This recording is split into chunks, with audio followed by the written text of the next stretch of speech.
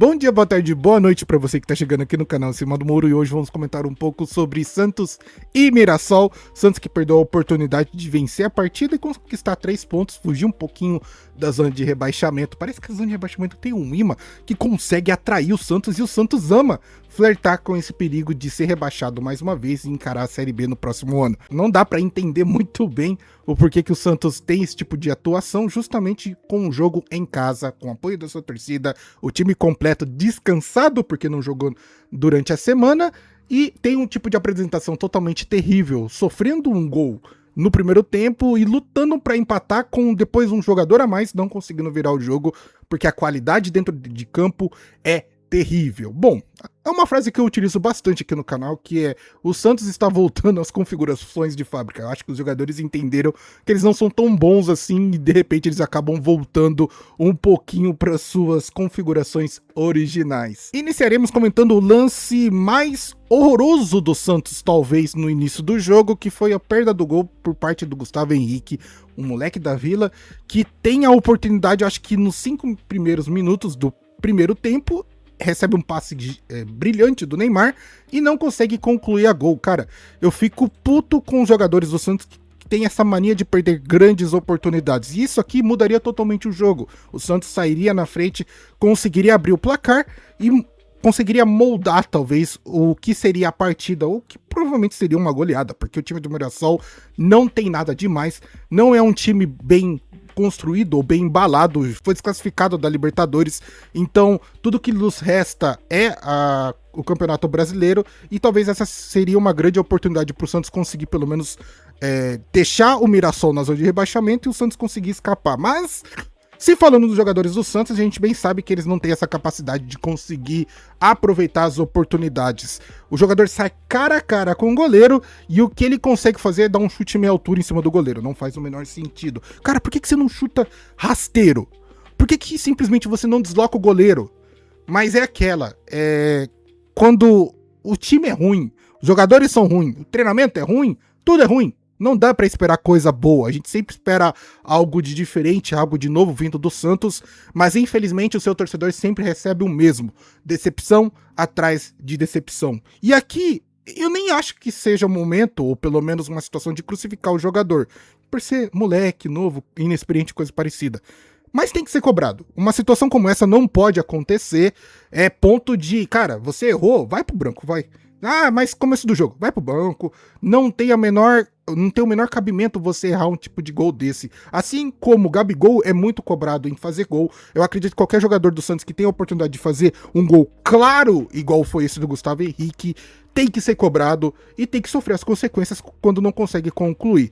O próximo lance tem um início com um erro do Pablo Escobar, e eu quis dar a ênfase a esse momento de recuperação. O jogador do Mirassol carrega a bola com uma certa liberdade, porém, cara, ele tá sendo cercado por 3 jogadores. É impossível ele criar algum tipo de jogada aqui.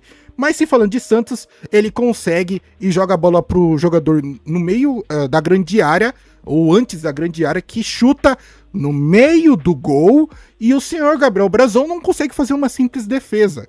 Por quê? Está mal posicionado, não faz o treinamento correto, e isso é a lambança que é feita dentro do campo do Santos, ou as expectativas e esperanças que o torcedor tem de algo novo, algo revolucionário, nem milagre, porque o chute não foi no canto, o chute foi no meio do gol. O problema é que o goleiro estava no lugar errado. Por que diabos ele tá no canto esquerdo, sendo que o cara tá de frente para ele? Assim, é um negócio terrível de se analisar, e quanto mais você pensa, quanto mais você vê, mais indignado você fica. Porque é o famoso goleiro chama gol. O Brazão se tornou isso. Não é mais aquele goleiro milagreiro, goleiro que fecha o gol. Faz um milagre ou outro aqui, mas as bolas mais importantes, ou pelo menos as bolas mais simples, ele acaba tomando gol. E eu acho que isso é um erro terrível para esse time, que já não é muito bom. Então, se você tem um goleiro que não consegue garantir dentro de campo, fica essa merda.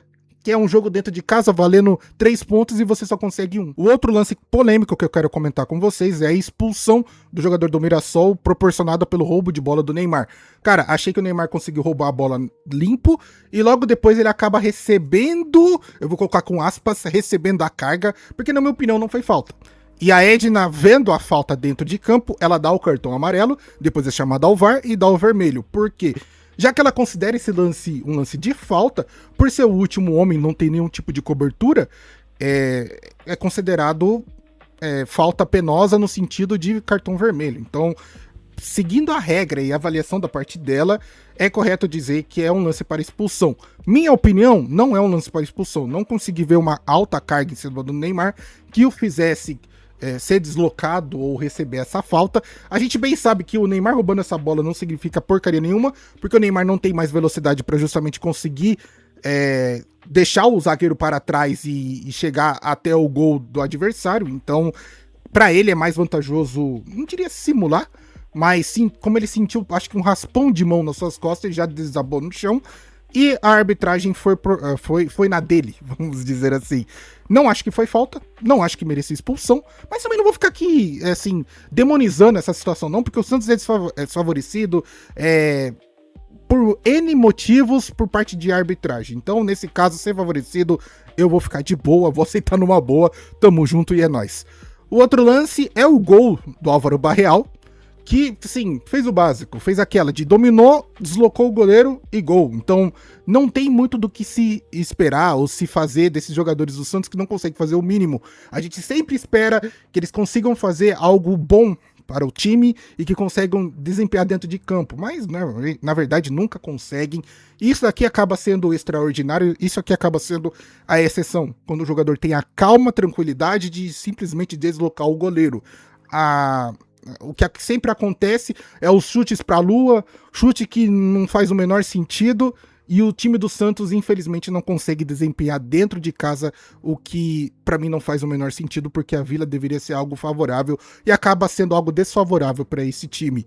O outro lance que eu separei para vocês é o cartão amarelo que o Neymar toma, que na minha opinião é ridículo. O Neymar ele tenta avançar a bola com ela dominada, toma um tranco e perde a bola. Lance de jogo, e para descontar, já que ele fica bravinho quando perde a bola, ele chega e dá uma rasteira no jogador adversário. Um lance claro para você tomar um cartão amarelo. Agora eu quero que vocês parem e pensem. Olha a situação que o Neymar tomou o cartão amarelo. Tinha pelo menos 3 jogadores que poderiam dar a cobertura. Se fosse um lance em que geraria um contra-ataque, ou poderia levar um lance de gol, eu até falaria, bom, beleza, Neymar, você tá na razão de justamente matar a jogada. Mas a gente bem sabe que ele só fez essa falta porque ele perdeu a bola. Que se fosse outro caso, ele não teria feito essa falta. O Santos com um jogador a mais, tendo, assim, não diria oportunidade, mas você tá com um jogador a mais, cara. Você tem que comandar o jogo, você tem que ditar o ritmo do jogo. E nesse caso, a gente tem o principal jogador, o camisa 10, o capitão, dando uma revanche num lance sem motivo algum, recebendo um cartão amarelo, ou seja, 1/3, né? Porque agora é assim, a contagem é essa. Qual vai ser o jogo que o Neymar vai folgar? Porque agora ele pode escolher, é assim que funciona. E aí, ele toma o cartão amarelo da Edna e vai, tipo, fervorosamente discutir com ela. Não sei o que ele disse, porque não dá pra saber.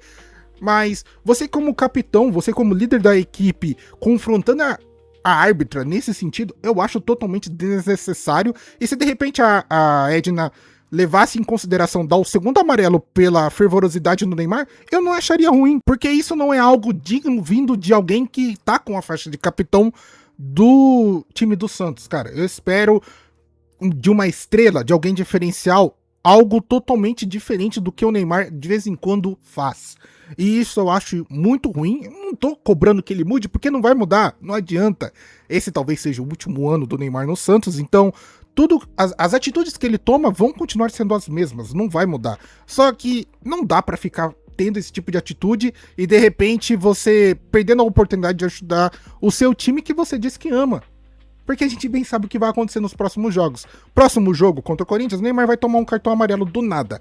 E aí fica naquela, qual jogo ele vai escolher pra tomar o terceiro cartão amarelo e ficar fora pra poder dar uma folguinha pra si mesmo, né? É assim que funciona. Por último, mas não menos importante, eu quero, assim, destacar essa situação terrível que quando aconteceu eu não entendi, tive que depois procurar no Twitter pra entender o que realmente aconteceu. Que o Reinaldo tomou uma gusparada de um torcedor do Santos, cara.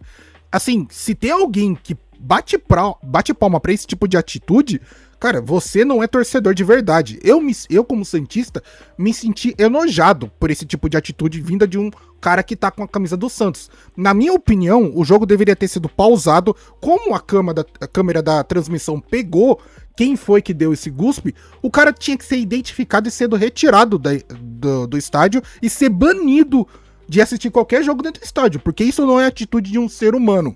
E o que eu acho estranho é que isso pode muito bem acontecer. Esse tipo de situação de você para o jogo e identifica a pessoa, no basquete é super normal. Eu já vi isso acontecer várias vezes.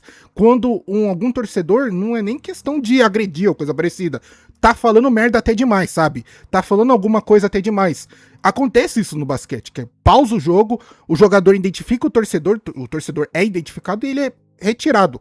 No caso desse jogo contra o Mirassol, tendo as câmeras, a situação muito bem exposta, eu acredito, e eu não sei se ia ser permitido pela árbitra, mas pelo menos pelo Santos deveria ser identificado o torcedor, banido do futebol praticamente, porque um cara desse não pode estar no estádio. Eu acho que é uma falta de respeito. E hoje, um dia depois, ou pelo menos logo assim que acaba o jogo, o Santos deveria emitir uma nota de pedido de desculpa ao Reinaldo. Cara, eu não sou fã do Reinaldo. Acho o Reinaldo um merda, mas eu acho que esse tipo de tratamento é fora da normalidade, entende? Eu acho que xingamentos você até tolera, coisa parecida. Agora, cuspir ou qualquer tipo de agressão, pra mim, eu acho isso horrível. O Reinaldo acabou se manifestando pós-jogo em suas redes sociais, e eu acredito que o Santos peca em não soltar uma nota oficial dizendo, como um pedido de desculpa ao próprio jogador e tomando as medidas cabíveis, que é identificando o jogador, fazendo um boletim de ocorrência, entregando os dados para o próprio jogador, caso ele queira processar o torcedor, e banir esse jogador, principalmente do Santos. Se ele vai ser banido dos outros estádios, aí não é competência do Santos. Mas na Vila esse cara não deveria pesar mais. Eu não vou nem colocar a cara aqui, porque a gente sabe muito bem que isso pode acontecer e acarretar em processo judicial, caso exponha a pessoa. Mas se você vai no lance da situação que aconteceu, você consegue identificar a pessoa claro e bonita. A transmissão pegou certinho. Então, esse cara continuar frequentando a Vila Belmiro é um ultraje. Isso não é atitude de torcedor. Isso é atitude de bosta. Você não merece estar no estádio. Tem que ser banido. Então essa foi a minha análise sobre o jogo do Santos. Outros jogos aconteceram, o Corinthians perdendo pro Coritiba. Achei isso muito bom, cara. Muito bom mesmo. Alguns outros jogos também que até favoreceram o Santos. Fluminense vencendo o Remo. Bahia vencendo o Vitória. O Palmeiras vencendo o Vasco, sabe? A Chapecoense vencendo o São Paulo também ajudou, porque se o Santos vence, ele ultrapassaria o São Paulo na tabela, e isso seria muito bom, mas com o empate o Santos fica na 14ª colocação com 26 pontos. Se tivesse vencido, chegaria aos 28, se eu não me engano, 28 pontos mesmo, e encostaria no Vitória, que tem 29. Então, buscando sair dessa situação, indo mais pra cima. Mas a gente bem sabe que a situação do Santos é sempre a pior possível. Os jogadores acabam colocando o Santos nessa situação, não sabem lidar com um tipo de pressão que vai favorecer a equipe. Não à toa a gente tá brigando pra não cair mais uma vez. Mas aí, o que você acha, que você pensa? Deixa aí nos comentários, deixe seu like, se inscreva no canal pra ajudar. Eu vou ficando por aqui, vejo você no próximo vídeo, tamo junto e falou!